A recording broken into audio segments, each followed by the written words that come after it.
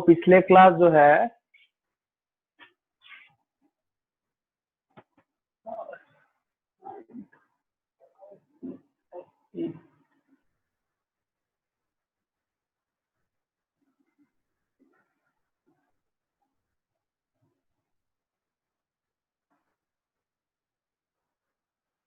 Deepika present हो? Yes sir. पिछला class respiration in plant start किए थे ना हम? Yes sir. तो आज जो है हम लोग स्टार्ट करेंगे उसका जो एरोबिक एंड एनारोबिक कंडीशन से था वो। सर एरोबिक तक कर क्या हुआ? बोलो बोलो। सर एरोबिक तक कर ली। हाँ, हम लोग उसका डिफरेंस पढ़े थे ना। आज हम लोग पढ़ेंगे ग्लाइकोलाइसिस वगैरह पढ़ेंगे उसमें कि ग्लाइकोलाइसिस में क्या होता है और इसमें क्या होता है।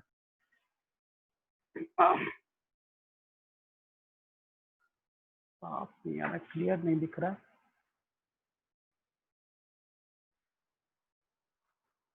चलो ठीक है। तो सबसे फर्स्ट में हम लोग पिछले क्लास पढ़े थे कि एरोबिक रेस्पिरेशन में क्या होता है कि हम लोग ऑक्सीजन के प्रेजेंस में वहाँ पे फूड ऑक्सीडाइज होता है तो कंप्लीट वो एटीपी में रिलीज होता है। तो ग्लाइकोलाइसिस हम लोग एक वर्ड समझे थे और एक क्रेब्स साइकिल समझे थे। तो आज हम लोग ग्लाइकोलाइसिस और क्रेब्स साइकिल को उस पूरे फेज को समझेंगे, ठीक है ना। सबसे फर्स्ट में ध्यान देना कि जो हम एरोबिक रेस्पिरेशन की बात करते हैं, एरोबिक रेस्पिरेशन, ठीक है। तो एरोबिक रेस्पिरेशन में दो साइकिल था, एक था ग्लाइकोलाइसिस और एक था क्रेब्स साइकिल। एक था क्रेब साइकिल, क्रेब साइकिल, ठीक है। अब यहाँ पे ध्यान देना, फर्स्ट ऑफ ऑल जो ग्लाइकोलाइसिस है वो है क्या? तो ग्लाइकोलाइसिस में क्या होता है, ग्लूकोज जो है वो ब्रेक डाउन होता है और कन्वर्ट होता है पायरूवेट में, या फिर हम लोग बोल सकते हैं पायरूविक एसिड में। बट ध्यान रखना, ग्लूकोज कितना कार्बन होता है? 6 कार्बन कंटेनिंग कंपाउंड है। और जब ये टूटेगा पायरूवेट में तो पायरूवेट जो है C3 कार्बन कंटेनिंग कंपाउंड है। तो यहाँ ध्यान रखना कि ग्लूकोज से जब पायरूवेट में टूटता है तो ये 2 मॉलिक्यूल ऑफ पायरूवेट, मतलब दो मॉलिक्यूल ऑफ पायरूवेट में कन्वर्ट होता है, ठीक है। क्योंकि ग्लूकोज 6 कार्बन है और पायरूवेट C3 है, तो 2 होगा तब ना C3 में डिवाइड होगा। सिंपल है, ग्लूकोज का जो मॉलिक्यूल है वो कहीं जाएगा तो नहीं, टूट के ही जो बनना है बनेगा। तो जो ब्रेक होता है वो पायरूवेट में होता है। तो कितना पायरूवेट? तो 2 मॉलिक्यूल ऑफ पायरूवेट। ग्लूकोज कितना? तो 1 मॉलिक्यूल ऑफ। यहाँ पे ध्यान देना कि ग्लूकोज से पायरूवेट में कन्वर्ट होता है तो इसके लिए 10 स्टेप का जरूरत पड़ता है। कितना? 10 स्टेप, ठीक है। उसका हर एक स्टेप में एंजाइम का भी जरूरत पड़ता है। तो हम लोग यहाँ पे लिख सकते हैं ग्लूकोज 10 स्टेपिक एंजाइमेटिक मेडिएटेड केमिकल रिएक्शन, जिसमें ग्लूकोज जो है ब्रेकडाउन होता है पायरूवेट में। और ये जब पायरूवेट में कन्वर्ट होगा तो यहाँ पे टोटल अमाउंट ऑफ एटीपी जो है वो 8 एटीपी यहाँ पे बन जाता है। देखो यहाँ से यहाँ आई मीन ग्लूकोज से पायरूवेट तक में जाने में टोटल 10 एटीपी बनता है, लेकिन उस 10 एटीपी में 2 एटीपी यूज हो जाता है। मतलब 2 एटीपी इस प्रोसेस में कहीं ना कहीं यूज हो जाता है। तो बनता है 10 लेकिन हुआ कितना? 2 एटीपी। 2 एटीपी यूज हो गया, मिला कितना? तो 8 एटीपी। इसलिए बोला जाता है net gain ATP is 8 glycolysis या ग्लूकोज के केस में। तो glycolysis is a process which is breakdown of glucose into pyruvate. और अगर इसको और अच्छे से डिफाइन करना है तो समझ लो कि ग्लूकोज जो है 10 step enzymatic mediated chemical reaction है, जिसमें ग्लूकोज टूट के पायरूवेट में कन्वर्ट होता है। पायरूवेट कितना? पायरूवेट तो 2 मॉलिक्यूल ऑफ पायरूवेट। कितना? 2 मॉलिक्यूल ऑफ पायरूवेट। अब इस पूरे प्रोसेस में जो नेट गेन एटीपी है 8 है। नेट गेन पूरा कितना मिला? टोटल अगर हुआ तो टोटल अगर गेन बोलते हैं टोटल हमको 10 मिला, लेकिन 2 उसमें यूज हो गया। इसी केमिकल रिएक्शन के बीच में 2 क्या होता है? यूज हो जाता है। अब जब ये यूज हो जाता है तो फिर नेट कितना मिला, 2 यूज हो गया, 10 में 2 यूज हो गया, कितना मिला 8। तो जो पहला प्रोसेस है ग्लाइकोलाइसिस आई मीन ग्लूकोज, क्योंकि ग्लूकोज 2 पार्ट में टूट रहा है, एक ये जो प्रोसेस है सबसे पहले साइटोप्लाज्म में होगा, तो साइटोप्लाज्म में 8 एटीपी निकाला, फिर ये जो 2 पायरुवेट बन गया, अब ये चल जाता है माइटोकॉन्ड्रिया में। कहाँ चल जाता है, माइटोकॉन्ड्रिया में, और वहां जब माइटोकॉन्ड्रिया में जाता है तो वहां क्रेब्स साइकिल करता है, और वहां पे टोटल जब ये माइटोकॉन्ड्रिया में चला जाएगा, अच्छा चलो ठीक है, पहले इतना समझ गए ना, इसमें कोई दिक्कत है बताओ, ग्लाइकोलाइसिस में कोई दिक्कत है, समझ गए, कुछ पूछना है, कुछ नहीं समझे तो फिर से समझाएंगे, बोलो रिप्लाई तो करो तुम लोग। सर ग्लूकोलाइसिस समझा दें एक बार। ग्लाइकोलाइसिस एक यस सर। एक मिनट,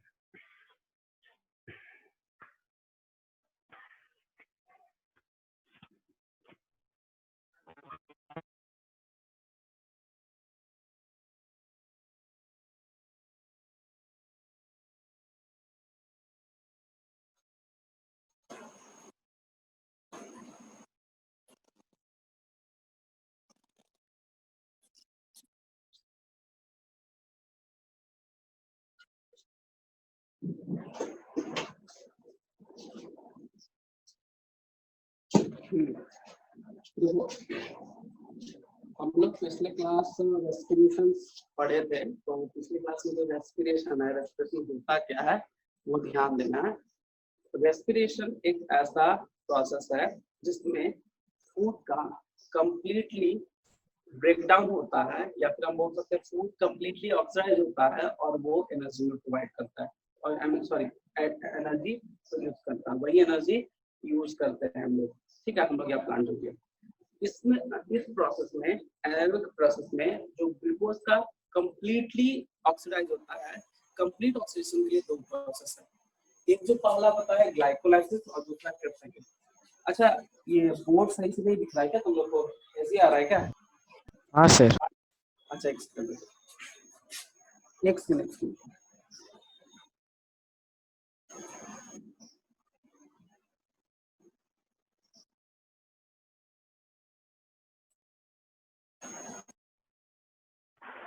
सेकंड को तो साफ करते हैं।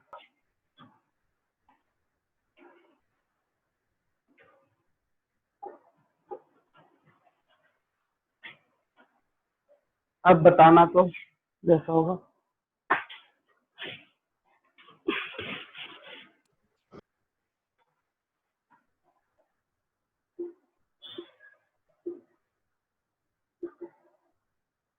दिख रहा है सही से? सर मतलब जैसे जब आ रहे हैं ना सर आप, हाँ तो वैसे फिर हो जा रहा है। अच्छा, अब ठीक है। हाँ अब ठीक है, दिख रहा है। अच्छा ठीक है, देखो तो पिछले क्लास हम लोग रेस्पिरेशन प्लांट जो स्टार्ट किए थे उसमें क्या था कि रेस्पिरेशन का मतलब होता है ऑक्सीडेशन ऑफ फूड, ठीक है, और ऑक्सीडेशन ऑफ फूड जब 2 तरीके से होता है, एक होता है प्रेजेंस ऑफ ऑक्सीजन और एक होता है presence of absence of oxygen. तो जब प्रेजेंस ऑफ ऑक्सीजन होगा तो उस टाइम पे बहुत ज्यादा अमाउंट में एनर्जी को रिलीज करेगा, लेकिन जब प्रेजेंस ऑफ ऑक्सीजन होता है तो उसमें 2 प्रोसेस हम लोग पढ़ने वाले हैं आज, ठीक है। इसमें पहला जो प्रोसेस है वो है ग्लाइकोलाइसिस, और दूसरा जो प्रोसेस है वो है क्रेब्स साइकिल। क्या है? Krebs cycle. रेस्पिरेशन जो है एक्चुअली होता कहाँ है, तो रेस्पिरेशन होता है कहाँ पे, तो वो होता है तुम्हारा प्लांट के सेल में, सेल के अंदर में। तो जब ग्लाइकोलाइसिस है तो ग्लाइकोलाइसिस में हम लोग ये देखते हैं कि आखिर ग्लाइकोलाइसिस जो होगा कहाँ पे होगा, तो ग्लाइकोलाइसिस होता है कहाँ पे होता है, वो होता है साइटोप्लाज्म में। कहाँ होता है? साइटोप्लाज्म में। और क्रेब्स साइकिल जो है माइटोकॉन्ड्रिया में। हम लोग जानते हैं mitochondria power house of the cell है। क्यों power house of the cell है? क्योंकि वो एटीपी का रिलीज करता है, और एटीपी ही एनर्जी का फॉर्म है, और एटीपी तभी रिलीज होगा जब फूड ऑक्सीडाइज करेगा, और जब फूड ऑक्सीडाइज करेगा तो उसी प्रोसेस को हम लोग बोलते हैं रेस्पिरेशन, ठीक है। तो ग्लूकोज, सपोज दैट मान लो प्लांट फोटोसिंथेसिस करके ग्लूकोज बना लिया, अब वो ग्लूकोज को तोड़ना है, ऑक्सीडाइज करना है, तभी उसका रेस्पिरेशन कहलाता है, क्योंकि एनर्जी में कन्वर्ट करते हैं। तो ग्लूकोज की जब बात करते हैं तो ग्लूकोज जब सबसे पहला साइटोप्लाज्म में जाएगा, क्योंकि ग्लाइकोलाइसिस कहाँ होता है? सेल साइटोप्लाज्म, डायरेक्टली लिख सकते हैं साइटोप्लाज्म में। कहाँ होता है? साइटोप्लाज्म में। अब ये साइटोप्लाज्म में जो होगा, ठीक है, साइटोप्लाज्म में जो होगा तो जब ग्लाइकोलाइसिस होगा तो मतलब यहाँ ग्लूकोज साइटोप्लाज्म में जब ग्लूकोज जाएगा तो ये टूट के ब्रेक होके ये बनेगा पायरुवेट। किसमें? पायरुवेट। कितना? 2 मॉलिक्यूल। 2 क्यों 2 मॉल। मॉलिक्यूल? क्योंकि यहाँ कार्बन 6 है और पायरुवेट C3 होता है, तो इधर भी C3 होना चाहिए ना, तब ना और C6 होगा। ठीक है, तो इसीलिए बोलता है 2 मॉलिक्यूल ऑफ पायरुवेट में कन्वर्ट होता है। इसी प्रोसेस को हम लोग बोलते हैं ग्लाइकोलाइसिस। ग्लाइको का मतलब होता है ग्लूकोज और लाइसिस का मतलब होता है ब्रेक डाउन। तो देखो यहाँ पे भी ब्रेक डाउन का ही प्रोसेस है। तो ध्यान देना कि ग्लाइकोलाइसिस जो प्रोसेस है, तो सबसे पहला जो प्रोसेस है ये कहाँ होगा? साइटोप्लाज्म में होगा। इस प्रोसेस में होता कहाँ? तो ग्लूकोज से पायरुवेट में ये टूटता है। अब एक चीज और ध्यान देने वाला बात है कि जब पायरुवेट में ये टूट जाएगा, ब्रेक कर जाएगा, ठीक है, तो इसके बाद इसका क्या होगा? पायरुवेट का क्या होगा? क्योंकि ग्लूकोज से पायरुवेट में जब टूटता है, इसी प्रोसेस का ग्लाइकोलाइसिस बोलता है। और अभी हम बताएं कि ग्लाइकोलाइसिस में हमको मैक्सिमम 8 एटीपी मिलता है, बनता है 10 एटीपी, उसमें से 2 एटीपी यूज हो जाता है और फिर अल्टीमेटली बचता है कितना? 8 एटीपी। और वही 8 एटीपी हम लोग का पहला जो ग्लूकोज ब्रेकडाउन हो रहा है वो हमारा इसमें बनेगा। ठीक है, उसके बाद ये जो पायरुवेट है, ये पायरुवेट फिर ब्रेक करता है और जब ये ब्रेक होगा तो ये एटीपी बनाएगा और H2O बनाएगा और CO2 बनाएगा। तो ये जो एटीपी है वो टोटल यहाँ पे 30 एटीपी बनाता है। कितना? 30। अब पायरुवेट जब माइटोकॉन्ड्रिया में जाएगा, किसमें? माइटोकॉन्ड्रिया में, तभी ना पावर हाउस वहां पे पावर एटीपी बना पाएगा। तो जब पायरुवेट माइटोकॉन्ड्रिया में एंटर कर जाता है और वहां पे जब टूटता है, उसी साइकिल को हम लोग बोलते हैं क्रेब साइकिल। मतलब ग्लूकोज पहले साइटोप्लाज्म में टूटा जो ग्लाइकोलाइसिस कहलाया, फिर वो जो ब्रेकडाउन वाला फॉर्म है, इंटरमीडिएट फॉर्म जो पायरुवेट हम बोल रहे हैं, वो कहाँ चल जाएगा? माइटोकॉन्ड्रिया में। माइटोकॉन्ड्रिया में वो कंप्लीट और ज्यादा ब्रेकडाउन होगा और एक माइटोकॉन्ड्रिया में जब जाएगा तो वहां पे एक मॉलिक्यूल, जैसे ग्लूकोज, देखो यहाँ पे 2 मॉलिक्यूल पायरुवेट है, दोनों चला जाएगा अंदर में और दोनों टूटेगा, दोनों ब्रेकडाउन होने के बाद ये 30 एटीपी बनाएगा। और हम पिछले क्लास में बताए थे कि एक ग्लूकोज अगर टूटता है तो टोटल अमाउंट ऑफ एनर्जी कितना आएगा? बताओ, आंसर करो। टोटल अमाउंट ऑफ एनर्जी कितना बनेगा? Total 38 ATP. 38। तो देखो यहाँ पे 30 है और यहाँ पे 8 है, दोनों को टोटल ऐड करेंगे तो 38। मतलब एक ग्लूकोज को तोड़ने में, एक मॉलिक्यूल ग्लूकोज जब टूट जाएगा, कंप्लीट ब्रेकडाउन हो जाएगा, ऑक्सीडेशन हो जाएगा, तो टोटल अमाउंट ऑफ एनर्जी कितना? 38। 38 में 30 कहाँ पे? माइटोकॉन्ड्रिया में, जिसमें क्रेब साइकिल होगा, जिसको क्रेब साइकिल बोलते हैं, और 8 कहाँ होगा? साइटोप्लाज्म में, जिसको ग्लाइकोलाइसिस बोलते हैं। यही है हमारा प्लांट का सेल रेस्पिरेशन। ठीक है, क्योंकि प्लांट में कोई ऑर्गन नहीं है, कोई सिस्टम नहीं है, तो वहां पे जो रेस्पिरेशन है वो सेल के अंदर में ही होगा। रेस्पिरेशन का मतलब सीधा रेस्पिरेशन ऑफ फूड, जो फूड को ऑक्सीडाइज होगा वो कहाँ होगा?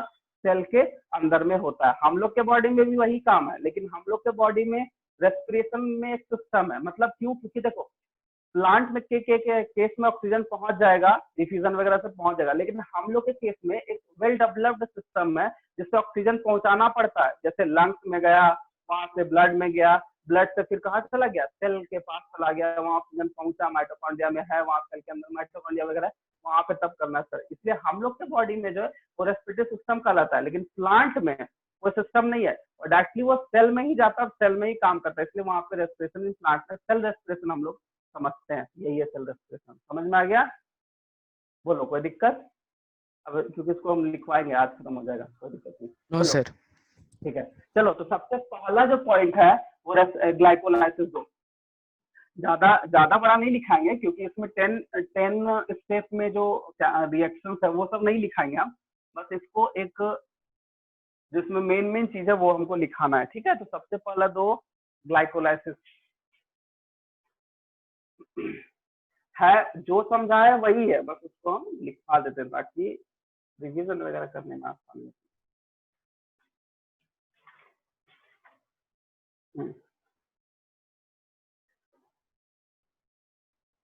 तो पहला है ग्लाइकोलाइसिस। देखो ग्लाइकोलाइसिस और ईएमपी पाथवे बोला जाता है इसको। ईएमपी पाथवे क्यों? क्योंकि ईएमएनपी, ठीक है, तो इसका साइंटिस्ट का नाम इम्बिडेन मेयरहॉफ एंड पार्नार, ये 3 साइंटिस्ट मिलकर दिया था, ठीक है। इम्बिडेन मेयरहॉफ एंड पार्नार, ये तीनों साइंटिस्ट मिलकर ये प्रोसेस को दिया था, इसलिए ईएमपी पाथवे इसको बोलते हैं। समझ में आ गया, इसको लिख लेना। अब इसमें लिखे हुए it is the first respiration which is common, which is aerobic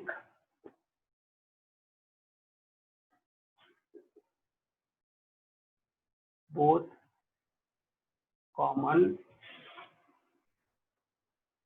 aerobic and anaerobic mode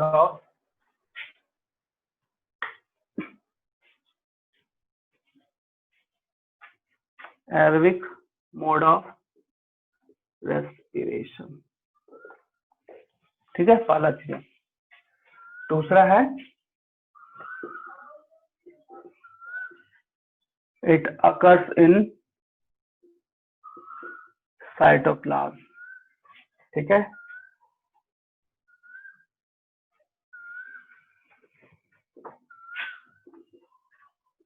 glucose L is double phosphorylated before it, double phosphorylated before it, हम सब कुछ बता रहे हैं, ठीक है, घबराने की जरूरत नहीं है, बता रहे हैं।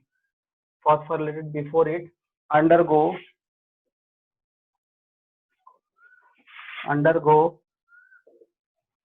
सब बिफोर इट के बाद क्या लिखे हैं? before it undergo Okay, sir.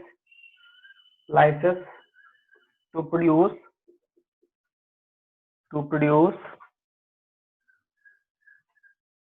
glyceraldehyde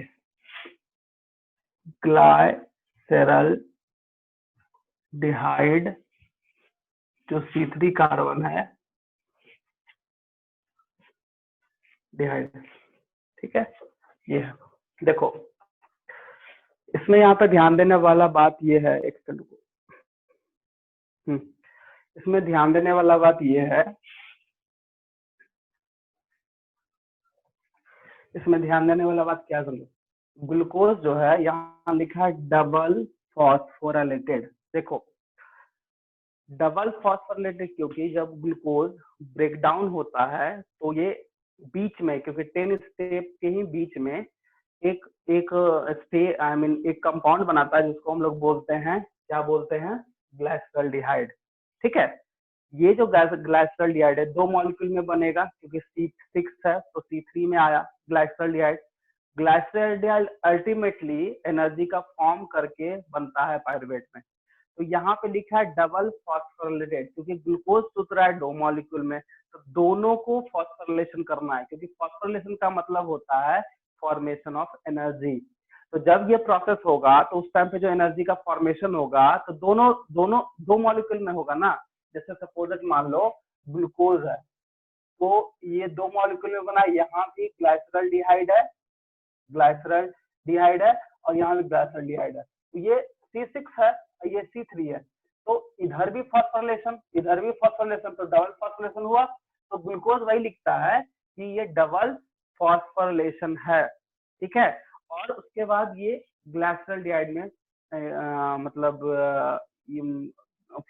double phosphorylation जब होगा तो ये जो कंपाउंड बनाएगा क्या बनाएगा, ग्लाइसरॉल्डिहाइड। इसके बाद ग्लाइसरॉल्डिहाइड के बाद जब ये पायरुवेट में कन्वर्ट होता है तो इस बीच में 2 चीज बनता है, एटीपी बनता एक ही है लेकिन अलग अलग फॉर्म में। अभी हम लोग NADH2 एंड ATP। तो ATP सिंगल यूनिट है, आई मीन एक ATP इज इक्वल टू एक ATP एनर्जी है। अगर एक NADPH3 लेते तो उसमें 3 मॉलिक्यूल ऑफ ATP होता है, कितना, 3 मॉलिक्यूल ऑफ ATP।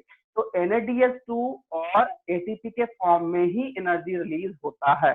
ये चीज है इसमें, नोट करो। ठीक है, डबल फॉस्फोराइलेशन यही मतलब होता है, नोट कर लो फटाक से, फिर आगे बढ़ेंगे।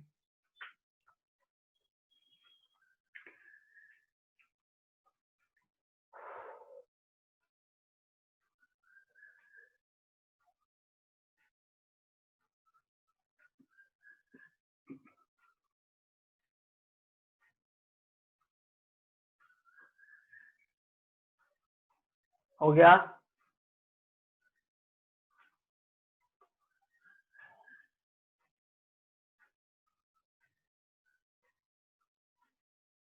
नोट कर लिए? सर वो एम का फुल फॉर्म क्या लिखे हैं? किसका? एम का मेयरहॉफ है, MEYERHOF, मेयरहॉफ। एक काम करो तुम लोग, इसका स्क्रीनशॉट ले लो, इसका स्क्रीनशॉट ले लो, आराम से ले लिए नोट कर सर। लेना घर। हाँ ले लियो, चलो ठीक है, मिटा yes sir. Yes sir. Screenshot ही ले लिया करो, टाइम थोड़ा कम है।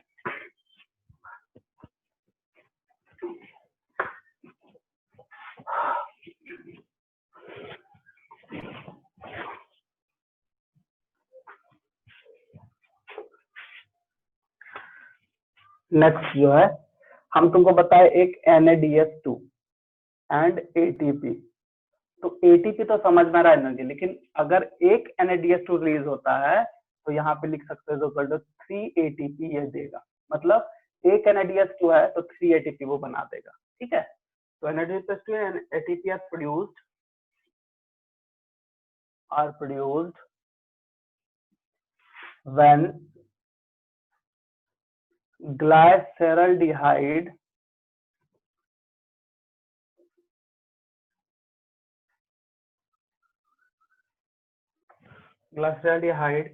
is changed to pyruvate।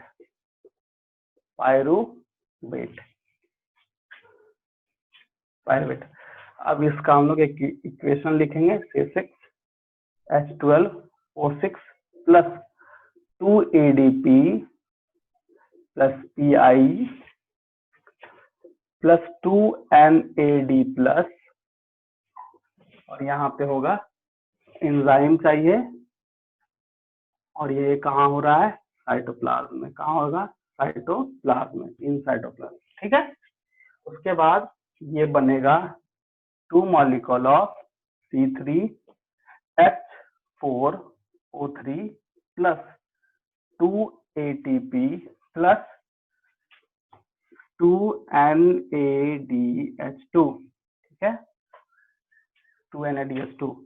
तो इसको हम लोग बोलते हैं पायरुवेट। ठीक है, अब देखो ये 2 ATP, तो 2 ATP यहाँ आ गया। NADH2 में हम क्या बताए थे कि अगर एक NADH2 होगा तो कितना मॉलिक्यूल ऑफ ATP?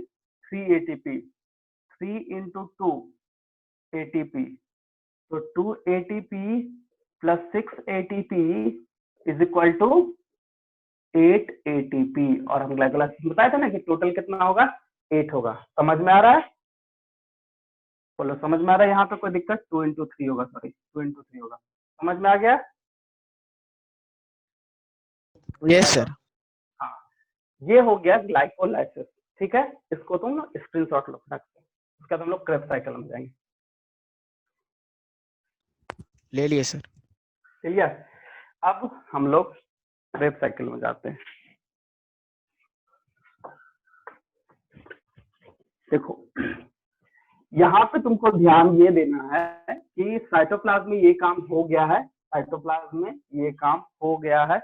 तो अब जो है पायरुवेट जो मॉलिक्यूल है वो कहाँ इंटर कर रहा है? माइटोकॉन्ड्रिया में। कहाँ इंटर कर रहा है? माइटोकॉन्ड्रिया में। तो एक चीज ध्यान रखना, कभी भी ये पायरुवेट माइटोकॉन्ड्रिया में डायरेक्टली इंटर नहीं करेगा। ये करता क्या है? ये CO2 के प्रेजेंस के साथ कन्वर्ट होगा एसिटाइल कोलिन में। समझो, यहाँ पे लिखना बाद में, एसिटाइल कोलिन। ठीक है, एक मॉलिक्यूल है, स्टाइल को ए बोलते हैं, उसको स्टाइल कोलिन बोलते हैं। अब ये जब एसिटाइल बना तब ये इंटर किया माइटोकॉन्ड्रिया में, तब ये इंटर किया इसमें क्या, माइटोकॉन्ड्रिया में। जब ये एसिटाइल कोलिन इंटर किया माइटोकॉन्ड्रिया में तो पहला जो प्रोडक्ट है, पहला जो प्रोडक्ट होगा वो होगा साइट्रिक एसिड। साइट्रिक एसिड क्या होगा, साइट्रिक एसिड, पहला प्रोडक्ट क्या हो जाएगा, साइट्रिक एसिड। फिर ये पूरा इस तरह से चलते रहेगा, मैकेनिज्म ग्लूकोज आते रहेगा और इस तरह से सर्कल में, और हर एक स्टेप में कुछ ना कुछ बनता है, 7-8 स्टेप जाता है इसमें, ठीक है, हम पूरा नहीं बता रहे, 7-8 स्टेप जाता है। और इस स्टेप में क्योंकि 2 मॉलिक्यूल है, दोनों मिला के 30 एटीपी का ये क्या करेगा, यहाँ पे क्या करता है, वो फॉर्मेशन कर देता है, ठीक है। तो सबसे फर्स्ट में पायरुवेट CO2 के प्रेजेंस में आएगा तो यहाँ भी NADH2 रिलीज करेगा। NADH2 देखो यहाँ 3 ATP रिलीज कर चुका है पायरुवेट में जाने के लिए, एसिटाइल कोलिन में कन्वर्ट हुआ, अब ये माइटोकॉन्ड्रिया में इंटर हुआ। जैसे माइटोकॉन्ड्रिया में इंटर होगा सबसे पहला कौन सा प्रोडक्ट बन जाएगा, साइट्रिक एसिड। कौन सा, साइट्रिक एसिड, इसलिए इसका दूसरा नाम TCA साइकिल भी बोला था, try citric acid, sorry try carboxylic acid cycle, ठीक है। एक से थोड़ा सा कंफ्यूजन हो गया, हाँ, ट्राई कार्बोक्सिलिक एसिड, ठीक है, या फिर साइट्रिक एसिड साइकिल भी इसको बोलते हैं, ठीक है। साइट्रिक एसिड ये है, साइट्रिक एसिड ऐसे बोल रहे हैं, और इसका कॉमन नेम जो ट्राई कार्बोक्सिलिक एसिड है, ठीक है, वो दोनों एक ही चीज है। तो पहला जो प्रोडक्ट है साइट्रिक एसिड बनता है, इसलिए इसका नाम TCA साइकिल भी है। अब इसी में जब ये टोटल क्रेब्स साइकिल, जब ये साइकिल पूरा कंप्लीट होगा और वो ग्लूकोज, क्योंकि इसमें 2 मॉलिक्यूल ऑफ पायरुवेट होगा ना, 2 मॉलिक्यूल ऑफ पायरुवेट आएगा, मतलब एक एसिटाइल कोलिन के साथ में 2 एसिटाइल, 2 into एसिटाइल कोलिन, मतलब 2 मॉलिक्यूल ऑफ एसिटाइल कोलिन चल जाएगा। तो एक मॉलिक्यूल अगर टूट रहा है एसिटाइल कोलिन तो कितना, 15 ATP टोटल, बट यहाँ पे 2 है तो 15 2 जा 30, तो टोटल कितना अमाउंट होगा, 30 ATP वो रिलीज कर देगा, यही चीज है। अब इसी में ATP बनाएगा, जरूरी नहीं कि वो ATP के फॉर्म में ही ATP बनाएगा, NADH2 ये भी आता है, और FADH जो है ये भी। तो NADH2 जो 3 ATP, 3 मॉलिक्यूल ऑफ ATP, लेकिन FADH जो होता है वो, या FAD जो होता है वो तुम्हारा 2 ATP, मतलब 1 molecule of FADH2 is equal to 2 molecule of ATP को बनाता है। मतलब 1 FADH2 अगर बना तो वहां पे 2 मॉलिक्यूल ऑफ ATP बना, तो FAD के फॉर्म में रिलीज होता है, और NADH2 के भी फॉर्म में रिलीज होगा, और ATP के भी फॉर्म में एनर्जी रिलीज होता है, ठीक है। तो ये तीनों फॉर्म में होगा, और अल्टीमेटली इस तीनों को अगर हम ATP नेट गेन निकालेंगे तो टोटल एक साइकिल में एक ग्लूकोज का पूरा अगर टूट रहा है, या 2 मॉलिक्यूल ऑफ पायरुवेट टूट रहा है, तो कंप्लीटली 30 ATP का वो रिलीजिंग करेगा। समझ में आ गया, समझ में, ठीक है। अब हम इसको लिखवा देते, तो सबसे पहला लिखो topic Krebs cycle. Krebs cycle, इसको, इसका भी स्क्रीनशॉट ले लेना थोड़ा, ठीक है, आराम से।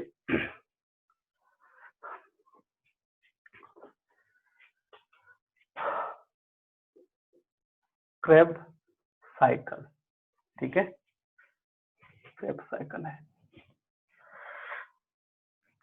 Also known as citric acid और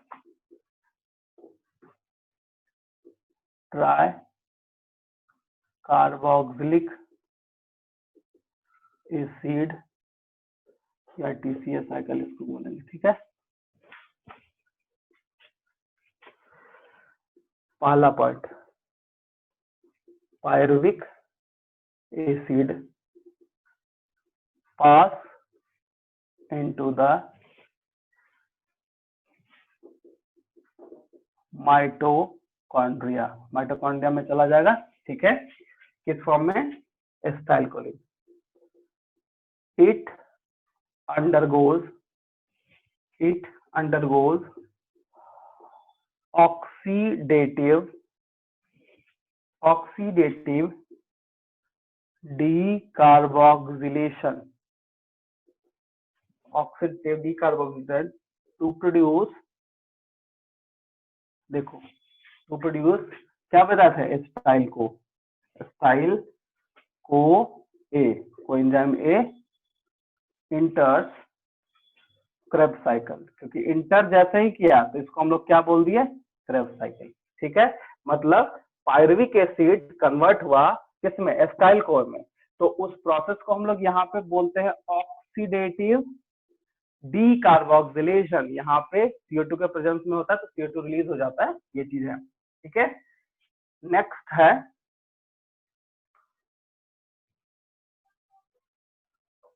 टू प्रोड्यूस एसिटाइल कोलिन, ठीक है, एक सेकेंड। एसिटाइल कोलिन, उसके साथ साथ में क्या रिलीज होगा, CO2 एंड NADH2, मतलब होता है, बताई है। अब जो ये एसिटाइल कोलिन है, ये एसिटाइल कोलिन है, ये इंटर्स कर रहा है कहाँ, माइटोकॉन्ड्रिया में। क्या होगा, माइटोकॉन्ड्रिया में, क्या होगा, माइटोकॉन्ड्रिया में इंटर्स कर दिया, ठीक है। अब देखो यहाँ पे here two decarboxylation, two decarboxylation, ठीक है, 4 डिहाइड्रोजनेशन, अच्छा डिहाइड्रोजनेशन का मतलब यहाँ पे क्या हो जाएगा बता दो, डिहाइड्रेट का मतलब H2O रिलीज होता है, एंड वन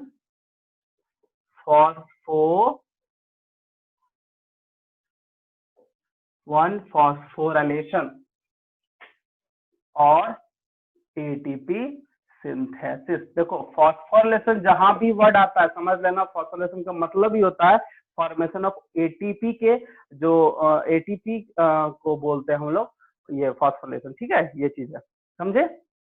अब यहाँ पे ध्यान रखें, ठीक है। तो अब सबसे फर्स्ट में इक्वेशन है pyruvate plus NADH sorry D plus COA, वही एसिटाइल कोलिन है, ठीक है। ये क्या होता है, ऑक्सीडेटिव डीकार्बोक्सिलेशन हो गया यहाँ पे ये प्रोसेस।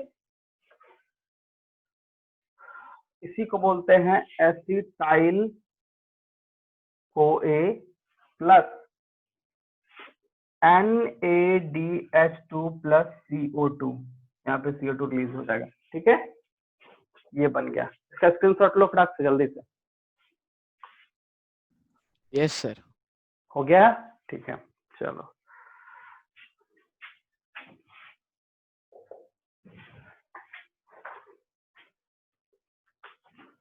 सब ले लिए स्क्रीनशॉट?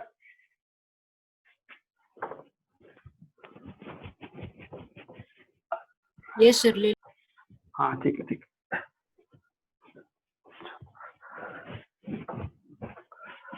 नेक्स्ट जो है इसमें भी इक्वेशन है, तो एसिटाइल CoA जब माइटोकॉन्ड्रिया में जाता है तो सबसे पहले क्या बनाता है, साइट्रिक एसिड।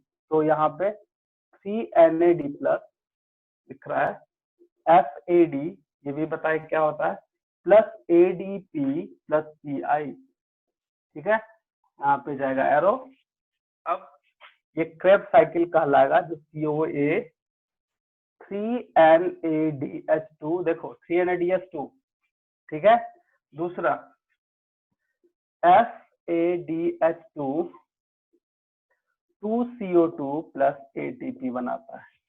यहाँ पे ध्यान देना, देखो एक चीज है जो थोड़ा सा कंफ्यूजन हो सकता है, तुम सोच रहा होगा कि सर जो है एसिटाइल कोएंजाइम A यहाँ पे लिख दिए हैं और उसका जो रिएक्टेंट प्रोडक्ट है वो COA भी लिखे हैं। देखो एसिटाइल को A जब माइटोकॉन्ड्रिया में इंटर कर जाएगा तो एकदम क्लियरली है कि वो पहले साइट्रिक एसिड बनाएगा, फिर आइसोसाइट्रिक, फ्यूमेरिक, मैलेट, इस तरह से करते करते वो अल्टीमेटली फिर यही बनाएगा, क्या बनाएगा, COA ही बनाएगा, क्योंकि एसिटाइल कोएंजाइम A को बनाना है। क्योंकि जब तक, क्योंकि सबसे लास्ट जो प्रोडक्ट होता है वो ऑक्जेलोएसिटिक एसिड है, क्या है, ऑक्जेलोएसिटिक एसिड, और वो ऑक्जेलोएसिटिक एसिड जो है फिर से वही एसिटाइल को के साथ ऐड होगा, तो यही यहाँ पे एसिटाइल को A को दिखा रहा है, ये लास्ट फिर से मिलेगा, अब ये बनेगा। जब एसिटाइल कोएंजाइम A के बाद जब CoA बनता है तो देखो 3NADH2 3 into 3 कितना हो गया, 3 into 3 कितना, 9 ATP, 9 ATP, यहाँ हो गया 9 ATP। FAD में क्या बताए थे, 2 ATP, और एक जो है ये एक एटीपी यहाँ पे दे रहा है, तो टोटल कितना 9 तो 11 1 12 टोटल यहाँ पे 12, लेकिन 3 NADH2 नहीं होता है। हाँ देखो यहाँ पे 3 क्यों दिया गया है, इसके पहले वाले क्वेश्चन में तुम देखो वहां पे एक NADH2 निकल रहा है, इसके पहले वाले क्वेश्चन जस्ट उसके पहले वाले क्वेश्चन में, तो टोटल जो NADH2 है वो 4 हो जाएगा, और 4 3 जा कितना हो जाता है, 4 3 जा 12 ATP, और 12 और 2 14 और एक 15, तो ये 1 मॉलिक्यूल ऑफ क्या है, पायरुवेट है। जब इसी को टोटल यहाँ पे अगर 15 कर देते हैं 15 ATP, और इसी को इंटू 2 कर देंगे तो क्या हो जाएगा 30 ATP। समझ में आया, ये समझ में आया कि नहीं समझ में आया, पहले ये बताओ। 4 कहाँ से आया, 3 NADH यहाँ है तो ये हो गया 9, और एक NADH2 ठीक इसके पहले वाले क्वेश्चन में देखो दिख जाएगा तुमको 1 NADH2 वहां भी बन रहा है, तो वहां जब NADH2 बन रहा है, तो वहां वाला भी NADH2 लेंगे ना, क्योंकि पायरुवेट टेक्सटाइल कोई में जब बना तो वहां पे NADH2 मिला ही, तो एक NADH2 वहां से आया और 3 यहाँ से, तो टोटल 4, और 4 3 जा 12 और 2 कितना हो गया 14 और एक 15, तो 1 molecule of pyruvate is a 15, लेकिन पायरुवेट कितना टूटता है 2, तो 2 15 2 जा यहाँ पे 30 ATP। समझ में आया, बोलो बोलो बाबू लोग, समझ में आया, नहीं समझ में आया, आंसर तो कर दो कि सर नहीं समझ में आया, फिर से समझाइए।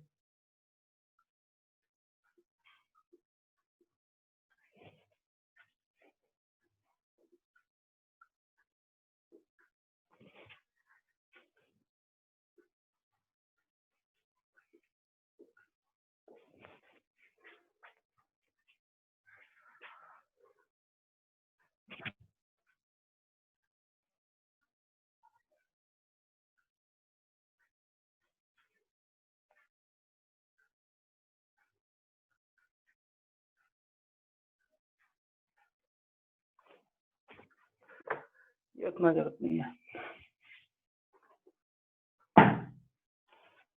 चलो रिप्लाई करो भाई तुम लोग। 3 into 3 ATP, यहाँ सीधा से समझो 9 ATP, और एक जस्ट इसके पहले जो एक था यहाँ पे टोटल 12 है, 12 ATP पता चल गया। 1 NADH2 is equal to 3 ATP, total जो है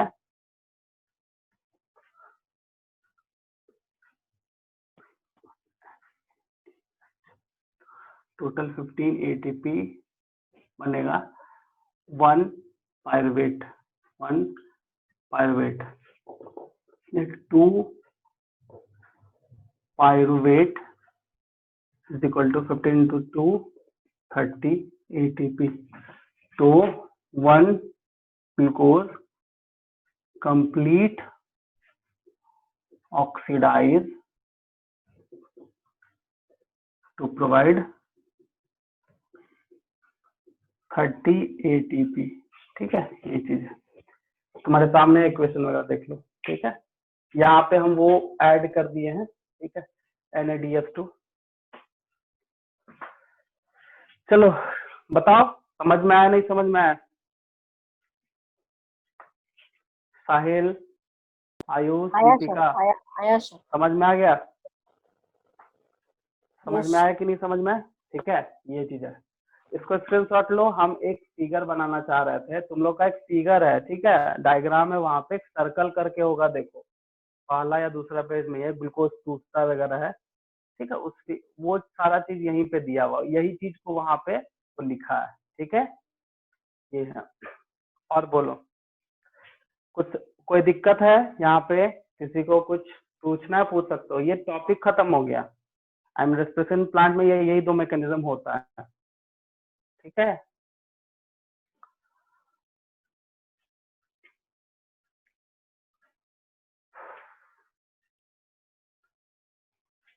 बोलो कुछ पूछना है, नो सर। समझ में आ गया, यस। ठीक है। तो ये रेस्पिरेशन प्लांट खत्म हुआ, अब इसमें कुछ ऐसा चीज बताओ, सॉरी कुछ और है वैसा बुक्स में जो नहीं बताए हैं, तो तुम लोग बता सकते हो, हम बता देंगे, क्योंकि तुम्हारे रेस्पिरेशन प्लांट में ये दोनों मैकेनिज्म से जो ग्लूकोज ब्रेकडाउन हो रहा है, ऑक्सीडेशन हो रहा है। अच्छा पहले स्क्रीनशॉट लिए, पहले ले लो, ले लिए हो स्क्रीनशॉट, पहले ले लो अच्छे से, ठीक है। सर ले लिए। हाँ ठीक है। हाँ तो हम बता रहे थे कि अब हमको बताओ, तुम्हारे बुक्स में कुछ वैसा चीज है जो हम नहीं बताए हैं। रेस्पिरेशन प्लांट में जो है तुम दो प्रोसेस यही होता है, और यही दो प्रोसेस से ग्लूकोज ब्रेक करता है, ऑक्सीडाइज करता है और एटीपी बनाता है। कैसे कैसे कहाँ का एटीपी बन रहा है वो हम तुमको कैलकुलेशन करके बता दिए, ठीक है। ये पूछता है, और कुछ अगर वैसा चीज है जो कि नहीं बताए हैं तो बता सकते हो। जैसे एनारोबिक रेस्पिरेशन में लैक्टिक एसिड वगैरह का कुछ कॉन्सेप्ट है क्या, वो हमको बता सकते हो, वो भी हम बता देंगे। क्योंकि रेस्पिरेशन लैक्टिक एसिड जो वो एनिमल सेल में, प्लांट में होता नहीं है, इसीलिए हमको नहीं लगता इसमें होगा, जो है यही है, ठीक है। बाकी बाद जो प्रैक्टिकल बेस्ड है उसको पढ़ो, नहीं समझ में आएगा तो प्रैक्टिकल बेस्ड का कुछ ले लेंगे, आई मीन एक क्लास उसका ले सकते हैं, कोई दिक्कत नहीं है, ठीक है। ठीक है, बोलो कुछ दिक्कत है तो बोल सकते हो, कुछ क्वेश्चन वगैरह है, कुछ डाउट वगैरह है तो पूछ सकते हो। डाउट नहीं है, डाउट नहीं है क्या? No sir. हाँ चलो, अब ये चैप्टर खत्म हुआ। नेक्स्ट जो है वो कौन सा चैप्टर पढ़ना चाहोगे? Sir nutrition sir. न्यूट्रिशन। तो न्यूट्रिशन में उसका तुम्हारे न्यूट्रिशन में क्या डाइजेस्टिव सिस्टम पढ़ना है या फिर वो सेलोज वगैरह?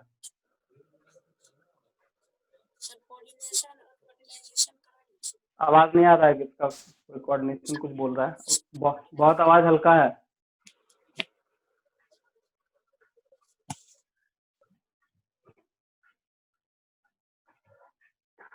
बोलो, रिप्लाई करो। देखो अगर तुम लोग जो अभी बोले, क्या बोले, कौन सा चैप्टर बोल रहे थे? न्यूट्रिशन। न्यूट्रिशन। अगर वो पढ़ोगे तो ठीक है, नहीं तो फिर हम डाइवर्सिटी स्टार्ट, क्योंकि डाइवर्सिटी थोड़ा सा लेंदी टॉपिक है, वो बहुत बड़ा है, तो जो बोलोगे हम स्टार्ट कर देंगे, कोई दिक्कत नहीं। न्यूट्रिशन सर पढ़ोगे या स्कूल फिर में स्कूल में हाँ सर इसीलिए बोले थे। चलो ठीक है, ठीक है, तब स्कूल के अकॉर्डिंग ही चलते हैं, तो ठीक है। तो हम लोग का नेक्स्ट क्लास जो है वो स्टार्ट हुआ न्यूट्रिशन से। हाँ, न्यूट्रिशन में तुम लोग का दो टॉपिक है। एक है न्यूट्रिशन, मतलब हम लोग पढ़ रहे हैं कि सेलुलोज, प्रोटीन, फैट क्या काम करता है, नहीं काम करता है, कैसे वो है, ठीक है। एक है जो न्यूट्रिशन प्रोसेस है, जिसको हम लोग डाइजेस्टिव सिस्टम बोलते हैं, वो तो हम लोग जो है डाइजेस्टिव सिस्टम पढ़ेंगे, ठीक है। न्यूट्रिशन वाला जो टॉपिक है, जिसमें कार्बोहाइड्रेट के बारे में बताया है, डायहाइड्रेट कौन है, मोनोहाइड्रेट सॉरी डाइसैकेराइड कौन है, पॉलीसैकेराइड कौन है, मोनोसैकेराइड, वो तुम लोग थ्योरेटिकली पढ़ लेना। जैसे प्रोटीन है तो प्रोटीन किसमें टूटता है वगैरह, तो बताया है एसेंशियलिटी, क्या जरूरत है बॉडी में या चीज का, वो सब बताया पहला तुम्हारा टॉपिक में, न्यूट्रिशन के टॉपिक में, ठीक है। लेकिन सेकंड जो चैप्टर है वो डाइजेशन है, डाइजेस्टिव सिस्टम है, तो वो बहुत अच्छा है, वो समझने वाला है।